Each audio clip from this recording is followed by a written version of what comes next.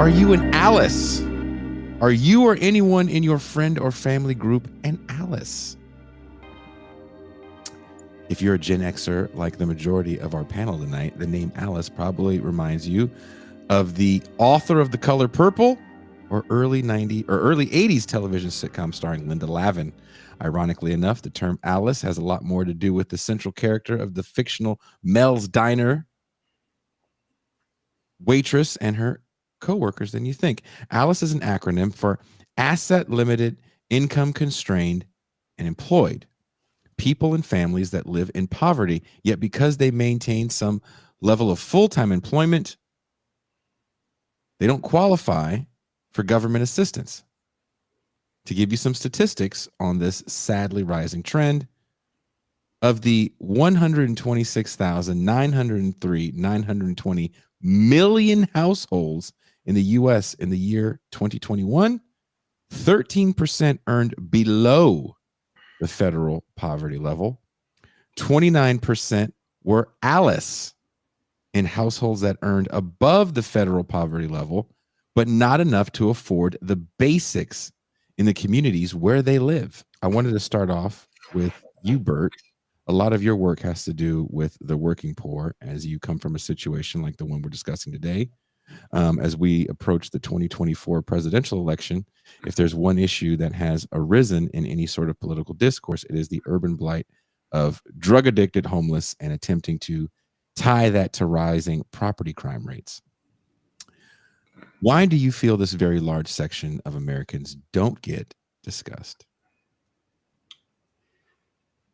So, and hopefully we're going to get a chance to get into the Alice term because, you know, for this is Revolution audience, I'm sure several folks are even familiar with the terms, but just when we're attempting to talk about, you know, economic hardship in the U.S., we have the official federal definition of poverty. We have the supplemental definition of poverty, which is also coming from the federal government. And then, you know, we can use this Alice definition. There's a lot of definitions in the works and they don't all overlap. But in terms of, you know, why are we not focused on how are we defined this large segment of the poor? For me, I think that's the way it's been orchestrated, you know, by Democrats and Republicans. So going to Republicans, which is just easy, they have decided to frame economic hardship primarily as a personal failure, that if you just put your nose to the grindstone, eventually you can work your way out of it. And they've really just kind of been straightforward about that. Poverty is mostly a problem of laziness or a problem of bad morals or a problem of parents, blah, blah, blah, blah. Everybody listening to this already knows this. For Democrats, it's a little bit more complicated. And the argument I would make here is that there's a bit of sleight of hand where over the past decade, you know, there was a brief moment where we felt like we were talking about deaths of despair, the opioid crisis. There was this way of talking about white poverty. And that's relevant because out of the 40 or so million Americans living under the federal definition of poverty, you know, some 27 million, some close to 30 million are going to be white. Brief moment where we were willing to talk about them among Democrats or just cookie cutter fucking liberals.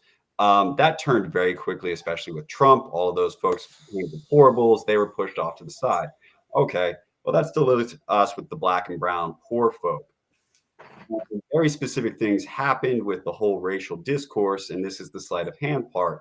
We had so much writing saying that Black poverty, for example, was different from other types of poverty, and that it particularly had to do with race and not class. And we were able to push this idea that as long as you focused on race issues, you were killing two birds with one stone. So you were helping Black people, but you were also solving the only poverty you even cared about.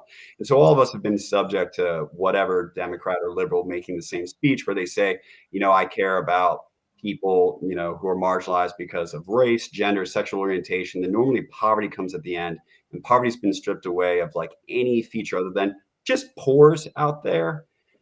And so for a lot of Democrats and a lot of liberals, as long as you're focusing on a candidate or a policy that is, say, anti-racist, you're supposed to be just solving poverty. And of course, you don't have to care about that huge swath of white poverty because those folks are horrible. That would be my take why it just is easy to brush off, and we could go from there. But I love talk. Pascal. Yeah, I think one of the problems that we have here is that I think Bertrand is absolutely correct in one sense, in both senses actually, in that how he frames the way conservatives deal with the issue of poverty, and that it's an issue of personal responsibility. But one of the things that I find problematic with the liberals is that they frame it in a way that is used to increase their multicultural bona fides, but obscure the actual problem of poverty. And I think that part of the problems that liberals are stuck in is that they are literally trying to appeal to a more upscale audience. In terms of, you look at the demographics of the Democratic Party, they're largely appealing more and more to college-educated sectors. They're losing the white working class. They're losing the working class overall. They're losing the working poor overall. And more, they're trying to appeal to college-educated voters. And I think one of the ways they're doing that is that they're actually trying to intentionally purge, not only in terms of rhetoric, but also in terms of policy, any concerns with issues dealing with poor folk, while using that doublespeak of, oh, you know, we care about the working class or the middle class, when in reality, their policies are still rooted in neoliberalism. I mean, there's a lot to talk about here. There's a lot that's driving this. Income inequality tends to actually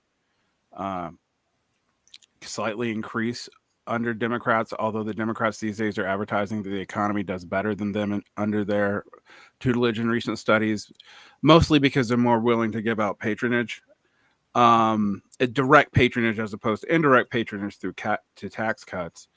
I mean, we definitely see this with Obama.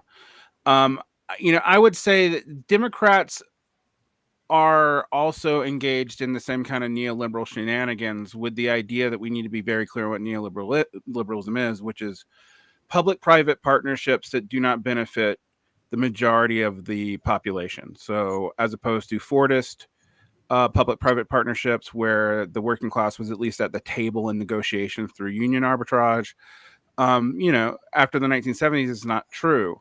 But after 2007, there's a new element of it that we do have to look at, which is the way QE and other kinds of debt leveraging allowed for massive accumulations of wealth through both venture capital and direct government subsidy that really we hadn't seen that much before in the earlier half of the neoliberal period. We saw massive accumulations of wealth, but we weren't seeing them, you know, the government help establish basically tech monopolies and other things that are almost quasi-governmental forms. The other thing we've seen is that household income has largely been stagnant since 1978 in terms of what the purchasing power of that is. I can give you some stats so like get you what I'm talking about. The average income for a household in 1980 was $21,000. Today, that is worth about $84,000. If you look at the average household income, well, excuse me, I should be very clear here. The median household income of families, well, it's when adjusted for inflation, it's pretty much the same or slightly lower than the purchasing power at 1980s level. But you know what's not the same? Education cost, healthcare, those things we've all been talking about for 20 years about how they've outpaced general inflation, and they're not actually even factored into the inflation rate. Home ownership since 2015 has been in a similar dynamic. Today, the current interest rates actually favor people who can buy homes direct in cash for investment. So any hope that people thought that raising the interest rate would lower home prices by decreasing demand has been missing out on the fact that there's large investment companies with large chunks of cash who can just buy these properties outright and do. So that also distorts this. Since the 80s, the government's been very good at bracketing out whatever it doesn't want to look at in terms of how it factors inflation. So whatever the inflation numbers are, you should probably add 2% to them. So generally from the period of the mid 90s all the way to about 3 years ago, inflation was about 3% nominal and probably about 5 to 6% real. Today we're at about 4% nominal and about 8 to 9% real, but we've gone almost as high as 10% in the last 3 years. And that's interesting to me. When you look also at federal poverty line adjustments, the poverty line in 1982, when we started talking about this, was $4,680 per person. All right. Now, today, it is $15,000 roughly. I want you to do some math on that and realize that that's not actually all that close to the inflation levels. Also, there's no place in the country now where you could even rent a room with that kind of money. What?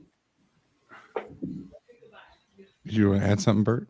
Yeah, no. I mean, everything Vaughn was saying was cool. Can keep going, but I did think that was a good point to talk about these definitions that are in contention here, because going back to 1963, when government statistician named Molly Orshansky comes up with the official poverty measure, which is the one that we're still adjusting based on the consumer price index for poor folks, or that's how we're defining, like, that's your big poverty number that gets reported by the government.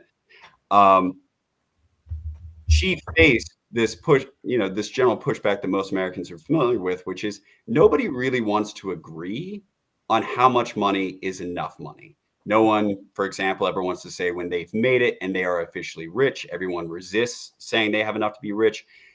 There's not a lot of agreement there. And so there's actually a quote from her where she says, if we can't agree more or less on how much is enough, we should at least be able to agree on how much is too little. And with that as the guiding star, she makes food and basically a minimally nutritious diet. And I can't emphasize minimally enough here, like down to the fact that you can look up the year that she was doing this. U.S. Department of Agriculture is like counting how many eggs a pregnant woman needs to sustain herself along with other foods. So there's a whole matrix here. They're calculating literally how much you need just to stay the fuck alive, at a barely nutrition level. And that grocery bill gets multiplied by 3. And if you earn less than that, you're in poverty. Our poverty definition is extremely, extremely severe, but from the statistician's point of view, it does create kind of this useful variable in that starvation is going to be about the same in Illinois, in Indiana. You can compare it to rural India. Starvation does not become more luxurious depending on where you go. But it creates this really severe definition that's far below what most people think would be enough to have a decent life. So then they add to this, they come up with the supplemental poverty measure. And looking at that, they're like, all right, well, let's look at the actual cost of food, clothing, shelter. And we're going to add in utilities, and we're going to base it on certain regions and adjust it that way. And we're also going to include, SNAP and any cash that you're getting from the government. Ends up being only 1% different from like the poverty measure. It's different, but unless the government really, increases how much aid it's giving folks, which it did during the pandemic, and really proved that you could give enough aid to dramatically reduce poverty, or for children, basically eliminate it. Outside of that, one-off, they're neck and neck. When we get to A.L.I.C.E, the reason things increase a lot is because A.L.I.C.E has a different mindset, which is, well, what if we made the bar like we're trying to estimate what do you need to have a quality of life that actually allows you to integrate into the workforce. And so they're including everything that the other measures include, but they're also including, you know, transportation, they're including childcare, they're including health insurance. They're also planning for you to have 10% savings on your budget. So you have enough money in your savings to survive 3 months with no income coming in. And they're also adjusting this by county. So it's a much higher standard, but politically speaking, if you were to wonder like, oh, why don't the Alice's rise up? These folks have very, very different lives. Almost none of the things that we think of as afflicting poor people, say like crime rates in their neighborhood or rate of incarceration, what the folks living at that starvation level experience in terms of those rates is going to be very different. The one thing you sent all of us, or sent me at least, Jason, was looking at Alice's in New Jersey. Mm-hmm. For them, the cutoff was $74,000 a year. So if you're making $74,000 a year, you can be financially restricted. You can have all these things that Alice talks about, but it's a very different life and a very different culture that comes out of that compared to a family that's living on less than 20,000. And it's not immediately what you would think of as like a political unit that can come together and kind of join forces. It could happen, but there's some difficulties, I think.